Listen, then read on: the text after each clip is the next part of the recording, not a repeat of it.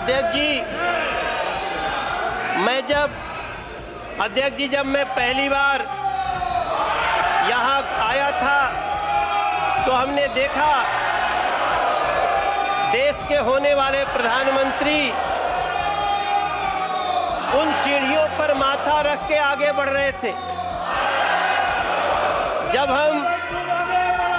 हम दूसरी बार, माननीय अध्यक्ष जी, जब हम दूसरी बार 2019 में जब हम संसद में आए तो हमने देखा देश के प्रधानमंत्री पद पे आ रहे नरेंद्र मोदी जी ने सबसे पहले संविधान को ऐसे माथा झुका करके प्रणाम किया।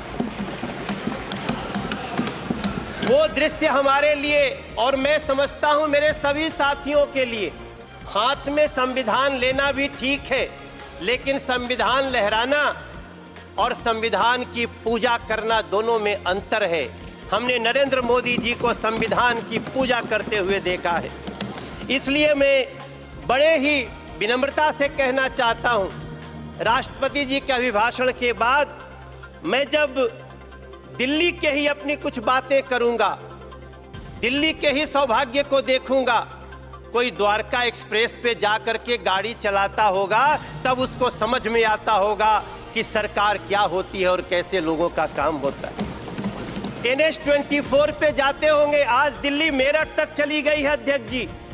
आज लोग दिल्ली में मेरठ से काम करने आते हैं और 35 से 40 मिनट में पहुंचते हैं। तब हम सबको गर्व होना चाहिए। हमें गर्व क्यों नहीं होना चाहिए जब हमें पता चलता है कि देश के 4 करोड़ 22 लाख बेघर को पहली बार घर मिल गया। हमें क्यों नहीं गर्व होना चाहिए अध्यक्ष जी जब 12 करोड़ घरों में टॉयलेट बन जाते हैं, जब 52 करोड़ में गांव का आदमी, अध्यक्ष जी, हमारी माँ पहले एक हमारे गांव में काम करती थी, उनके लिए हमसे एक बार वो 20,000 रुपया मांग के दी थी, और एक दिन वही हमारी माई हमसे कहती है, ए मनोज, तू जाना ताला झुरी तिवारी के मेहरारू के उनके घर मिल गए, मोदी जी घर दिले बाड़े। अध्यक्ष जी, हम जानते हैं कि गांव में घरों में टॉयलेट न होने का क्या दंश होता था। हम लोग साइकिल से जाते थे तो सड़क पे खड़ी महिलाएं खड़ी हो जाती थीं। अगर उस दंश को किसी ने दूर किया, वो नरेंद्र मोदी जी, वो सरकार, हम क्यों न गर्व करें इस पे। 13 करोड़ घरों में नल से जल लगा दिए। हम दिल्ली में पाइप से घरों में गैस जा रही है, पाइप से गैस जा रही है, और दिल्ली में एक बैठी हुई आम आदमी पार्टी की सरकार नल से जल तक नहीं दे पाई। हम ये भी दंश इसी दिल्ली में देख रहे हैं। अध्यक्ष जी, कभी भारत मंडपम देखिए, मेरे विपक्ष के भी साथी लोग, आप लोग जाइए, आप जब जाएंगे तो आपको गर्व होगा।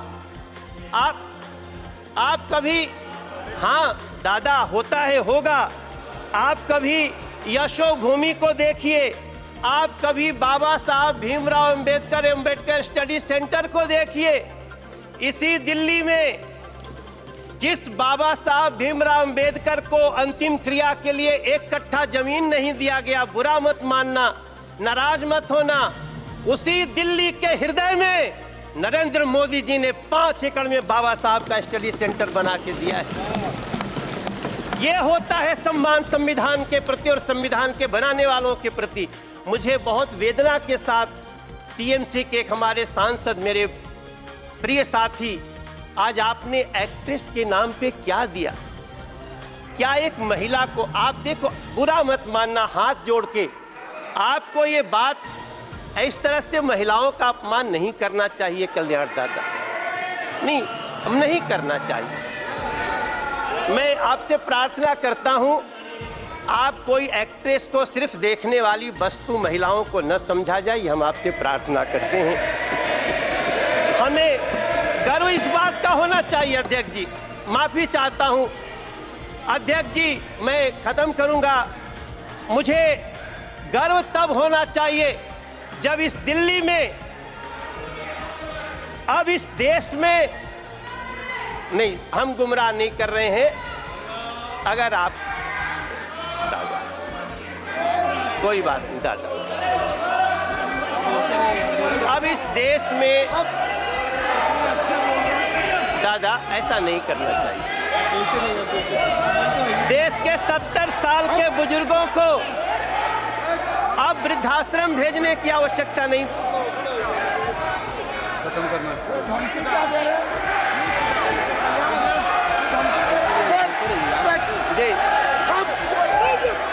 अध्यक्ष जी,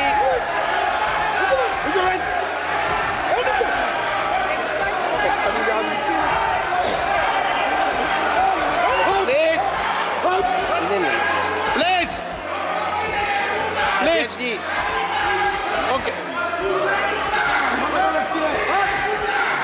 प्लीज अध्यक्ष जी, प्लीज प्लीज नो।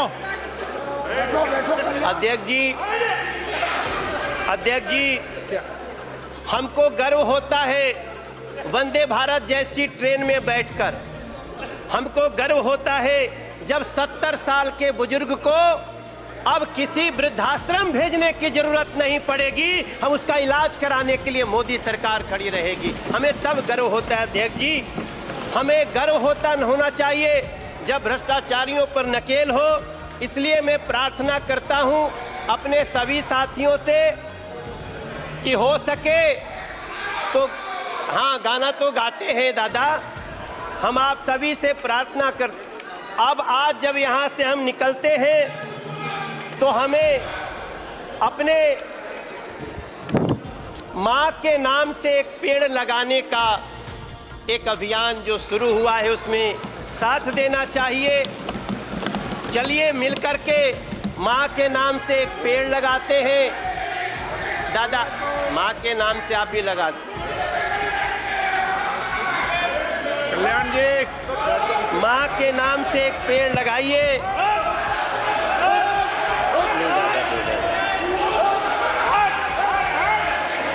और मैं अध्यक्ष जी, मैं एक लाइन के प्लीज नरेंद्र मोदी जी सरकार को प्लीज तीसरी बार अगर इस देश की जनता ने चुन के भेजा है,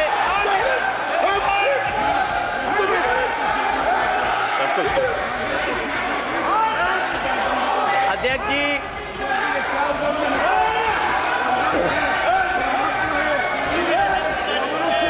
बैठो।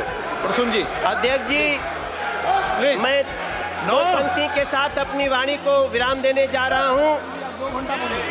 नरेंद्र मोदी जी को तीसरी बार देश ने ऐसे ही नहीं चुना है। हमारे संस्कृत में एक श्लोक है, अभिवादनशीलस्य नित्यं वृद्धोपसेविनः चत्वारः तस्य वर्धन्ते आयुर्विद्या यशोबलम। नरेंद्र मोदी जी की भी आयु बढ़े, नरेंद्र मोदी जी के सरकार की भी आयु बढ़े, ये इस देश की जनता चाहती है। आपने हमें बोलने का मौका दिया। मैं राष्ट्रपति जी के अभिभाषण को बहुत ही उत्तम मानता हूँ, बहुत समर्थन करता हूँ। आपको धन्यवाद देता हूँ। माननीय प्रधानमंत्री Narendra Modi ji,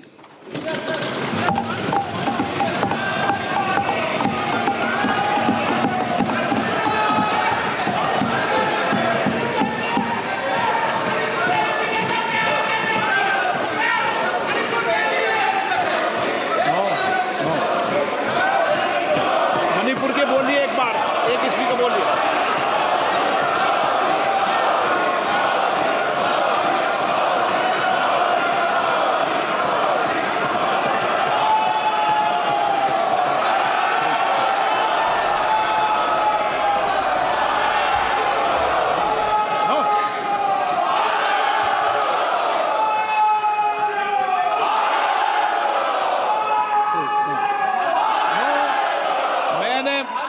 no no no no, मैंने एक मिनट प्लीज। नो, ये तरीका ठीक नहीं है, प्लीज।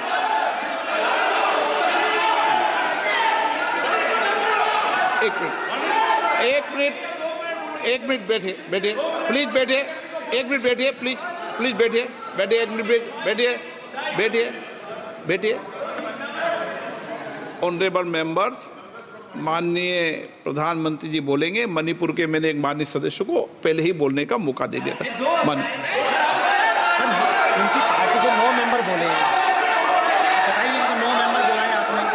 आदरणीय सभापति जी,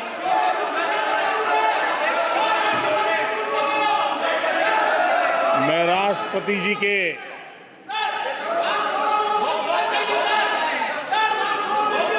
भाषण के प्रति आभार व्यक्त करने के लिए उपस्थित हुआ हूं। आदरणीय सभापति जी, हमारे आदरणीय राष्ट्रपति जी ने विकसित भारत के संकल्प को अपने प्रवचन में विस्तार दिया है। आदरणीय राष्ट्रपति महोदया ने अहम विषय उठाए हैं। आदरणीय राष्ट्रपति जी ने हम सबका और देश का मार्गदर्शन किया है। इसके लिए मैं राष्ट्रपति जी का हृदय से आभार व्यक्त करता हूं। आदरणीय सभापति जी, कल और आज कई माननीय सदस्यों ने राष्ट्रपति जी के अभिभाषण पर अपने विचार व्यक्त किए हैं। मैं विशेष करके जो पहली बार सांसद बनकर के हमारे बीच आए हैं और उनमें से कुछ आदरणीय साथियों ने अपने जो विचार व्यक्त किए, संसद के सभी नियमों का पालन करते हुए किए। उनका व्यवहार ऐसा था जैसे एक अनुभवी सांसद का होता है और इसलिए प्रथम बार आने के बावजूद भी उन्होंने सदन की गरिमा को बढ़ाया है और उन्होंने अपने विचारों से इस डिबेट को और अधिक मूल्यवान बनाया है। आदरणीय सभापति जी,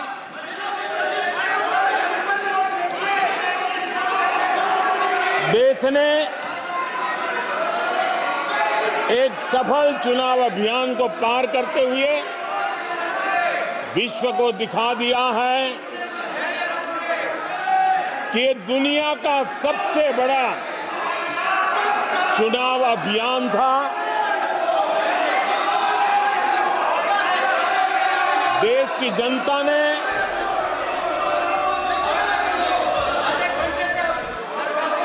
दुनिया के सबसे बड़े चुनाव अभियान में जनता ने हमें चुना है और आदरणीय सभापति जी, मैं कुछ लोगों की पीड़ा समझ सकता हूं कि लगातार झूठ चलाने के बावजूद भी उनका घोर पराजय हुआ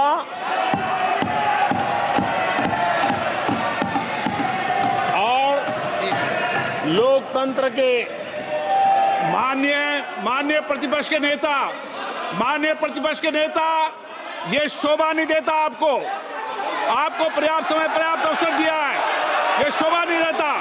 आप सदन में डायरेक्शन दो। माननीय नेता जो बोल रहे हो जब खड़े हो, ये शोभा नहीं देता आपके लिए। ये उचित नहीं है संसदीय परंपराओं के अनुसार। ये तरीका ठीक नहीं है आपका। नो, ये गलत तरीका है आपका। और ये तरीका इस तरीके से नहीं चलेगा बिल्कुल। नो, गलत तरीका है। नो, ऐसे संसद के अंदर गरिमा बना के रखें आप गरिमा को तोड़ना चाहते हैं। आप संसद मर्यादा पीठ पीछे नहीं करें। आपको गरिमा नहीं सदन की। डायरेक्शन देते हैं आप बेल में आने के लिए लोगों को। ये प्रतिपक्ष के नेता है आप। नो, गलत तरीका आपका। माननीय प्रधानमंत्री जी,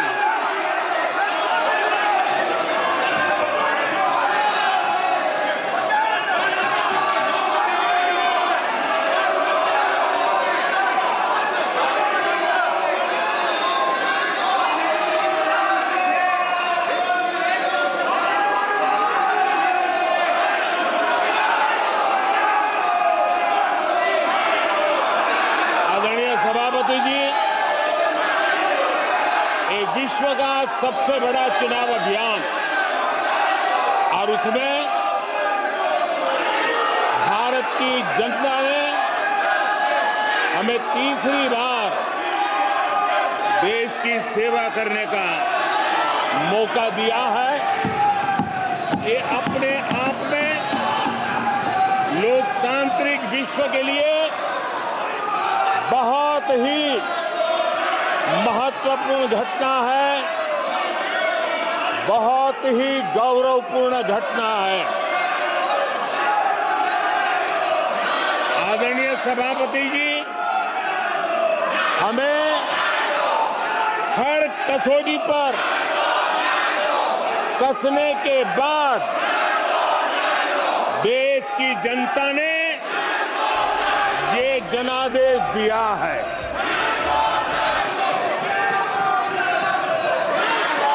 जनता ने हमारे 10 साल के ट्रैक रिकॉर्ड को देखा है।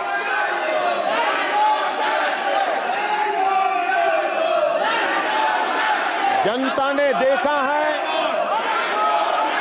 कि गरीबों के कल्याण के लिए हमने जिस समर्पण भाव से जन सेवा ही प्रभु सेवा इस मंत्र को चरितार्थ करते हुए हमने जो कार्य किया है, उसके कारण 10 साल में 25 करोड़ गरीब गरीबी से बाहर निकले। देश की आजादी के कालखंड में इतने कम समय में इतने लोगों को गरीबी से बाहर निकालने का ये सफल प्रयास इस चुनाव में हमारे लिए आशीर्वाद का कारण बना है। आदरणीय सभापति जी, हम 2014 में जब पहली बार जीत करके आए थे तो चुनाव के अभियान में भी हमने कहा था कि हमारा करप्शन के प्रति 0 टॉलरेंस रहेगा। और आज मुझे गर्व है कि हमारे सरकार ने देश का सामान्य मानवी जो करप्शन के कारण पीड़ित है, देश को करप्शन ने दीमक की तरह खोखला कर दिया है। ऐसे में भ्रष्टाचार के प्रति हमारी जो 0 टॉलरेंस नीति है, आज देश ने हमें उसके लिए आशीर्वाद दिया है। आदरणीय सभापति जी, आज भर में भारत की साख बढ़ी है। आज विश्व में भारत का गौरव हो रहा है और भारत के करीब देखने का नजरिया भी एक गौरवपूर्ण नजरिया हर भारतवासी अनुभव करता है। आदरणीय सभापति जी, देश की जनता ने देखा है कि हमारा एकमात्र लक्ष्य नेशन फर्स्ट है, भारत सर्वप्रथम है। हमारे हर नीति, हमारे हर निर्णय, हमारे हर कार्य का एक ही तराजू रहा है कि भारत प्रथम, और भारत की इस प्रथम की भावना के साथ देश में जो आवश्यक रिफॉर्म थे, उस रिफॉर्म को भी हमने लगातार जारी रखा है। 10 वर्ष में हमारी सरकार सबका साथ, सबका विकास, इस मंत्र को लेकर के लगातार देश के सभी लोगों का कल्याण करने का प्रयास करती रही है। आदरणीय सभापति जी, हम उस सिद्धांतों को समर्पित है जिसमें भारत के संविधान के स्पिरिट के अनुसार सर्वपंथ संभाव, उस विचार को सर्वोपरि रखते हुए हमने देश की सेवा करने का प्रयास किया। आदरणीय सभापति जी, इस देश ने लंबे अरसे तक तुष्टीकरण की राजनीति भी देखी। इस देश ने लंबे अरसे तक तुष्टीकरण का, गवर्नेंस का मॉडल भी देखा। देश ने पहली बार सेक्युलरिज्म का एक पूरा हमने जो प्रयास किया, और वो हमने तुष्टीकरण नहीं, संतुष्टीकरण, और संतुष्टीकरण के विचार को लेकर के हम चले हैं। और जब हम संतुष्टीकरण की बात करते हैं तो इसका मतलब है कि हर योजना का सैचुरेशन, गवर्नेंस की आखिरी व्यक्ति तक पहुंचने की हमारी जो संकल्पना है, इसको परिपूर्ण करना। और जब हम सैचुरेशन के सिद्धांत को लेकर चलते हैं, तब सैचुरेशन सच्चे अर्थ में सामाजिक न्याय होता है। सैचुरेशन सच्चे अर्थ में सेक्युलरिज्म होता है, और उसी को देश की जनता ने हमें तीसरी बार बिठा करके मोहर लगा दी है। आदरणीय सभापति जी, अपीजमेंट ने इस देश को तबाह करके रखा है, और इसलिए हमने justice to all, appeasement to none, इस सिद्धांत को लेकर के हम चले हैं। आदरणीय सभापति जी, 10 साल के हमारे कार्य को देखने परखने के बाद भारत की जनता ने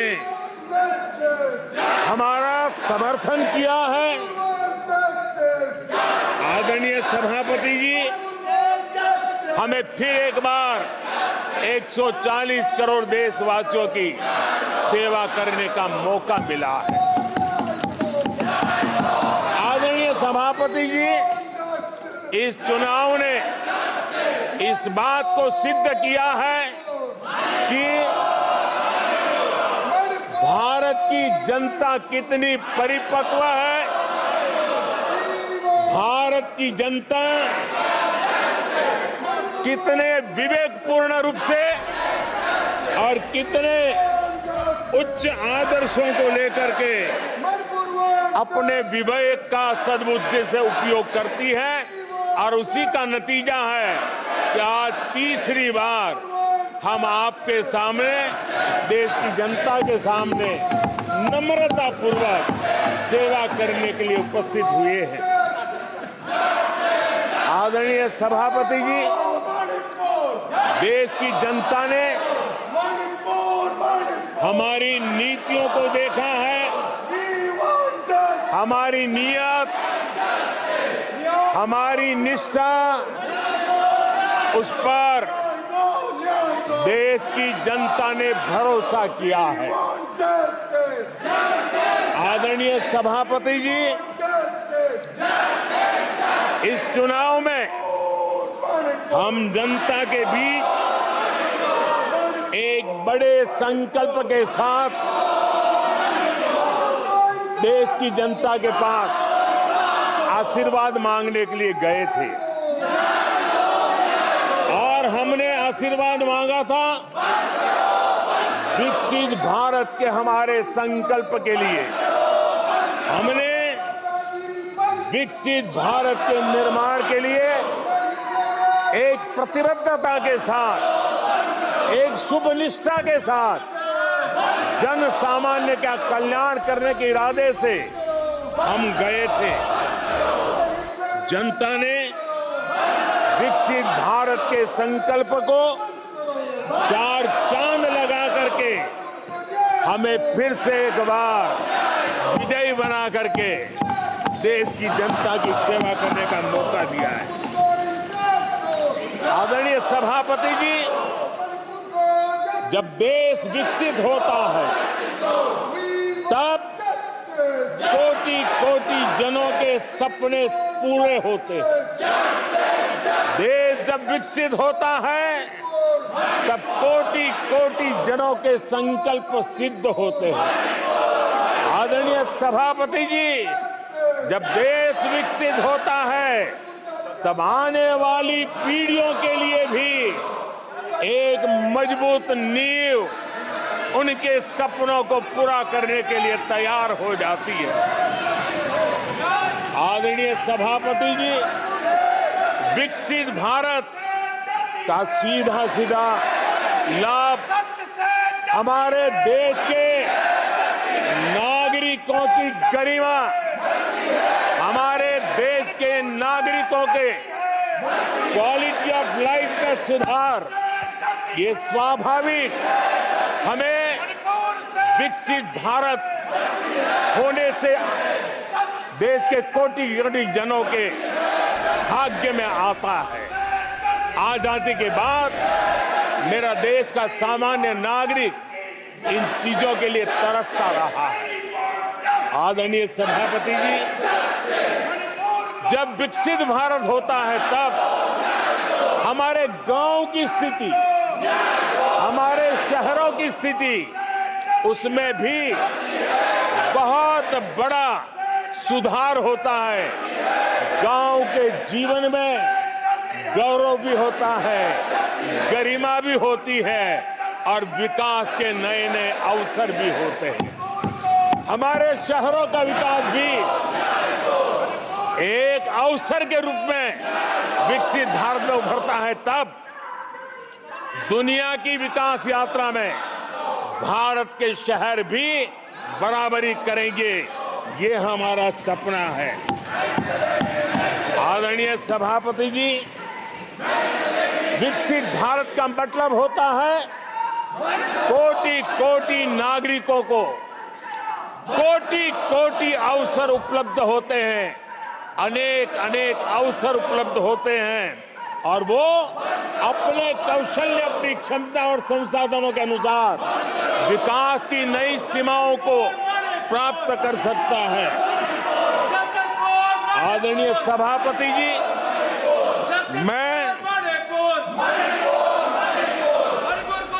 आदरणीय सभापति जी,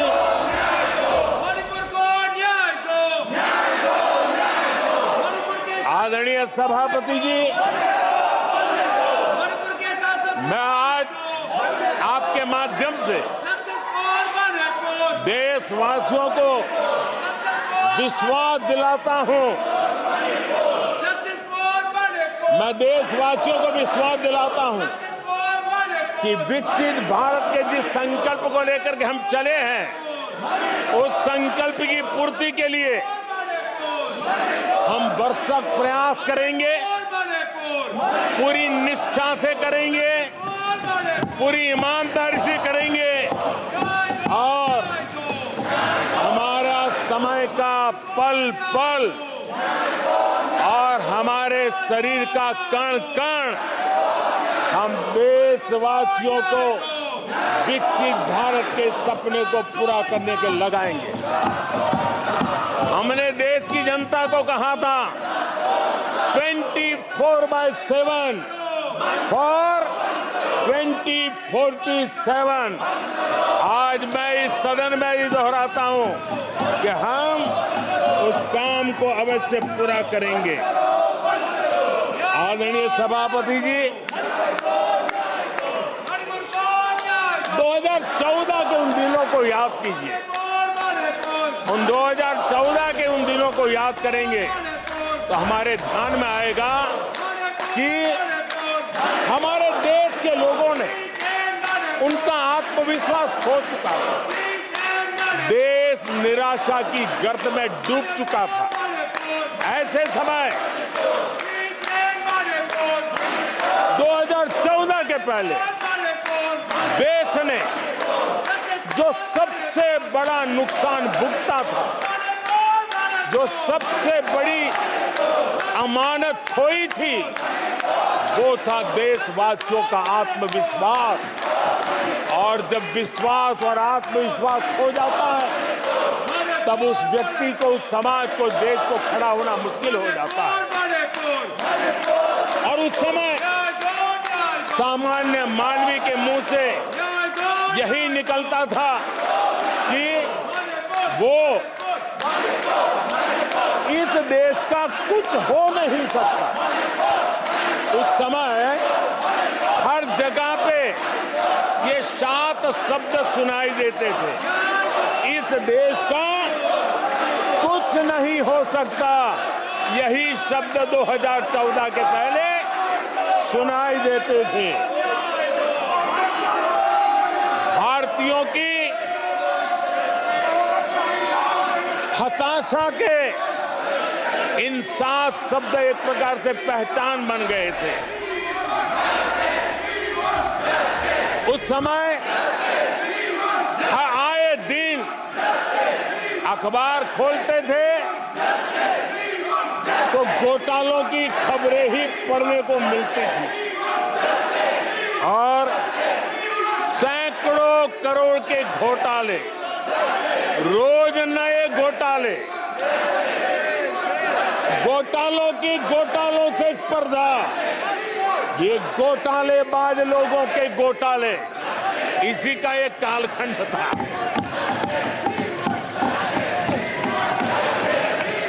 और बेशर्मी के साथ सार्वजनिक रूप से स्वीकार भी कर लिया जाता था कि दिल्ली से 1 रुपया निकलता है तो 15 पैसा पहुंचता है। 1 रुपये में 85 पैसे का घोटाला। इस घोटालों की दुनिया ने देश को निराशा की गर्त में डुबो दिया था। पॉलिसी पैरालिसिस था, फ्रेजाइल 5 में पहुंच चुके थे। भाई भतीजावाद इतना फैला हुआ था कि जिसके लिए सामान्य नौजवान तो आशा छोड़ चुका था कि अगर कोई सिफारिश करने वाला नहीं है तो जिंदगी अटक जाएगी। ये स्थिति पैदा हुई थी। गरीब को घर लेना हो, हजारों रुपए की रिश्वत देनी पड़ती थी। आदरणीय सभापति जी, अरे गैस के कनेक्शन के लिए मेंबर पार्लियामेंट के यहाँ, सांसदों के यहाँ अच्छों को चक्कर काटने पड़ते थे और वो भी बिना कट के लिए गैस के कनेक्शन नहीं मिलते थे। आदरणीय सभापति जी, मुफ्त राशन भी पता नहीं कब बाजार में दुकान पर बोर्ड लटक जाए, हक का राशन नहीं मिलता था, उसके लिए भी रिश्वत देनी पड़ती थी। और हमारे ज्यादातर भारतीय भाई बहन इतने निराश हो चुके थे कि वो अपने भाग्य को दोष दे करके, अपने नसीब को दोष दे करके जिंदगी काटने के लिए मजबूर हो जाते थे। आदरणीय सभापति जी, वो एक वक्त था 2014 के पहले जब वो 7 शब्द हिंदुस्तान के जनमन में स्थिर हो चुके थे। निराशा की गर्त में डूबा हुआ समाज था। तब देश की जनता ने हमें सेवा करने के लिए चुना और वो पल देश के परिवर्तित युग का प्रारंभ हो चुका था। और 10 साल में मैं कहूंगा मेरी सरकार की अनेक सफलताएं हैं, अनेक सिद्धियां हैं, लेकिन एक सिद्धि जिसने हर सिद्धियों में भी जोर भर दिया, ताकत भर दी, वो थी देश निराशा की गर्त में से निकल करके आशा और विश्वास के साथ खड़ा हो गया। देश में आत्मविश्वास बुलंदी पर पहुंचा और उसके कारण वो सब वक्त का जो शब्द थे देश की युवा पीढ़ी की डिक्शनरी से निकलने लगे। धीरे धीरे देश के मन में स्थिर हो गया। जो 2014 से पहले कहते थे कुछ नहीं हो सकता, वो कहने लगे तब इस देश में सब कुछ हो सकता है, इस देश में सब कुछ संभव है। ये विश्वास जताने का काम किया हमने। जब हमने सबसे पहले तेज 5G रोल आउट हमने दिखाया, आज देश कहने लगा तीव्र गति से 5G का रोल आउट होना। देश गौरव से कहने लगा भारत कुछ भी कर सकता है। आदरणीय सभापति जी, वो एक जमाना था जब कोयले घोटाले में बड़ों के हाथ काले हो चुके थे। आज कोयले का सर्वाधिक उत्पाद, सर्वाधिक प्रोडक्शन, आज कोल प्रोडक्शन के विक्रम हुए हैं और इसी के कारण देश अब कहने लगा है अब भारत कुछ भी कर सकता है। आदरणीय सभापति जी, वो एक समय था 2014 के पहले जब फोन बैंकिंग करके बड़े बड़े बैंक घोटाले किए जा रहे थे। अपनी पर्सनल प्रॉपर्टी की तरह बैंक का खजाना लूट लिया गया था। आदरणीय सभापति जी, 2014 के बाद नीतियों में परिवर्तन, निर्णयों में गति, निष्ठा, प्रामाणिकता की और उसी का परिणाम है दुनिया की अच्छी बैंकों में आज भारत की बैंकों का स्थान बन गया। आज भारत की बैंक सर्वाधिक मुनाफा करने वाली बैंक बन गई और लोगों की सेवा करने की जगह। आदरणीय सभापति जी, 2014 के पहले वो भी एक वक्त था कि जब आतंकी आकर के जी चाहे वहां, जब चाहे वहां हमला कर सकते थे 2014 के बाद स्थिति ये बनी कि जब वहां उस समय 14 के पहले निर्दोष लोग मारे जाते थे, हिंदुस्तान के कोने कोने को टारगेट किया जाता था और सरकारें चुपचाप बैठी रहती थी, मुंह तक खोलने को तैयार नहीं थी। आज 2014 के बाद का हिंदुस्तान घर में घुसकर मारता है, सर्जिकल स्ट्राइक करता है, एयर स्ट्राइक करता है और आतंकवाद के आकाओं को भी सबक सिखाने का सामर्थ्य दिखा दिया है।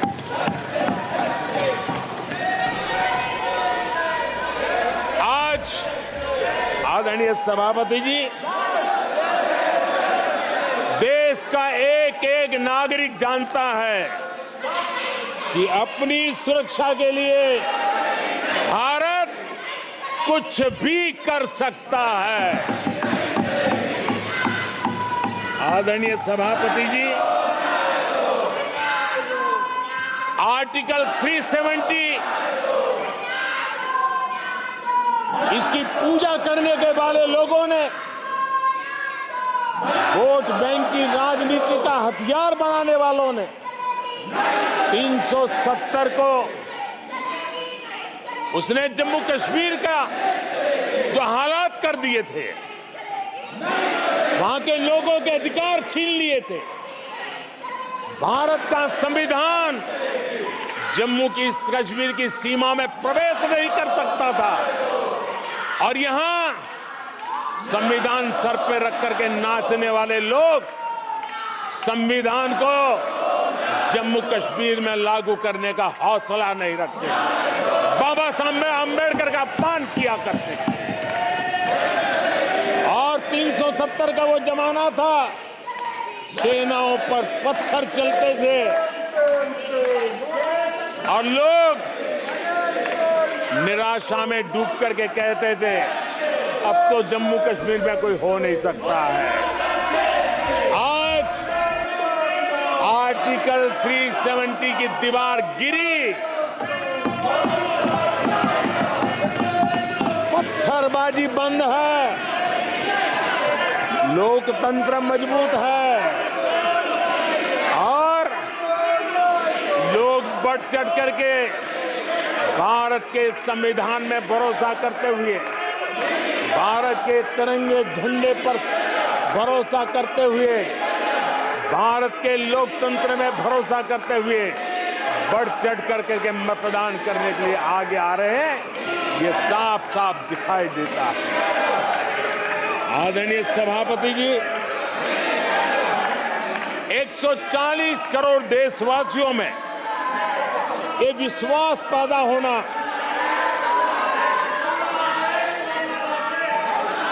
ये उम्मीद और जब विश्वास जगता है तो विकास का वो ड्राइविंग फोर्स बन जाता है। इस विश्वास ने विकास का ड्राइविंग फोर्स का काम किया है। आदरणीय सभापति जी, ये विश्वास विकसित भारत संकल्प से सिद्धि का विश्वास है।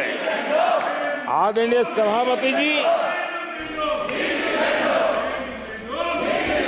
जब आजादी का जंग चल रहा था और जो भाव देश में था, जो जोश था, उत्साह था, उमंग था, जो विश्वास था कि आजादी लेके रहेंगे, आज देश के कोटि कोटि जनों में वो विश्वास पैदा हुआ है, जिस विश्वास के कारण आज विकसित भारत होना एक प्रकार से उसकी मजबूत नींव इस चुनाव में शिलान्यास हो चुका है। जो ललक आजादी के आंदोलन में थी, वही ललक विकसित भारत के इस सपने को साकार करने में है।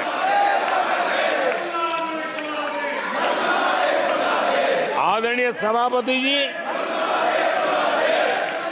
आज भारत के लक्ष्य बहुत विराट है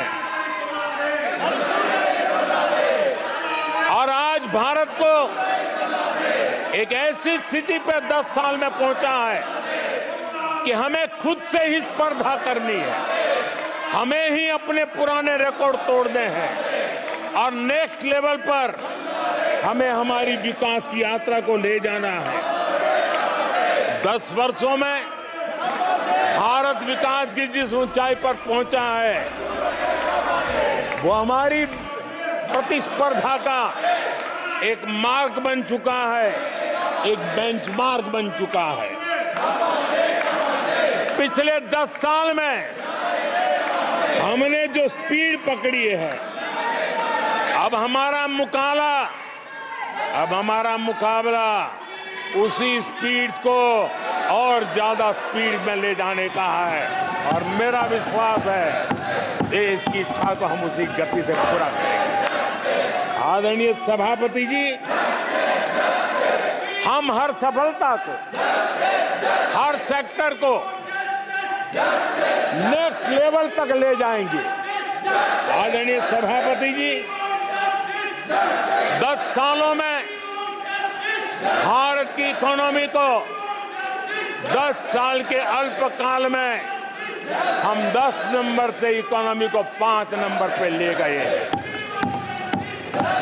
अब हम नेक्स्ट लेवल पर जाने के लिए जिस गति से निकले हैं, अब हम देश की इकोनॉमी को नंबर 3 पर ले जाएंगे। आदरणीय सभापति जी, 10 सालों में हमने भारत को मोबाइल फोन का बड़ा मैन्युफैक्चरर बना दिया, भारत को मोबाइल फोन का बड़ा एक्सपोर्टर बना दिया। अब यही काम इस हमारे टेन्योर में सेमीकंडक्टर और अन्य सेक्टर्स में हम करने जा रहे हैं। दुनिया के महत्वपूर्ण कामों में जो चिप्स काम में आएगी, वो चिप्स मेरे भारत की मिट्टी में तैयार हुई होगी, मेरे भारत के नौजवानों की बुद्धि का परिणाम होगा, मेरे भारत के नौजवानों के परिश्रम का परिणाम होगा। ये विश्वास हमारे बीच है। आदरणीय सभापति जी, हम आधुनिक भारत की तरफ भी जाएंगे। हम विकास की नई ऊंचाइयों को, लेकिन हमारी जड़ें जमीन से जुड़ी रहेगी, हमारे पैर देश के जन सामान्य की जिंदगी से जुड़े रहेंगे और हम 4 करोड़ गरीबों के घर बना चुके हैं। आने वाले इस टेन्योर में तेज गति से 3 करोड़ और घर बना करके इस देश में किसी को भी घर के बिना रहना ना पड़े, ये हम देखेंगे। आदरणीय सभापति जी, 10 साल में विमेन सेल्फ हेल्प ग्रुप में हमने देश की कोटि-कोटि बहनों को एंटरप्रेन्योर के क्षेत्र में एक बहुत सफलतापूर्वक हमने आगे बढ़े हैं। अब हमने उसको नेक्स्ट लेवल पे ले जाने वाले हैं। अब हमारे विमेन सेल्फ हेल्प ग्रुप में जो बहनें काम कर रही हैं, उनकी आर्थिक गतिविधि इतनी बढ़ाना चाहते हैं, उसका इतना विस्तार करना चाहते हैं कि हम बहुत कम समय में 3 करोड़ ऐसी बहनों को लखपति दीदी बनाने का संकल्प लेकर के चलने वाले। हमसे जुड़े रहने के लिए हमारे चैनल को सब्सक्राइब करना ना भूलें, साइड वाला लाल बटन जरूर दबाएं।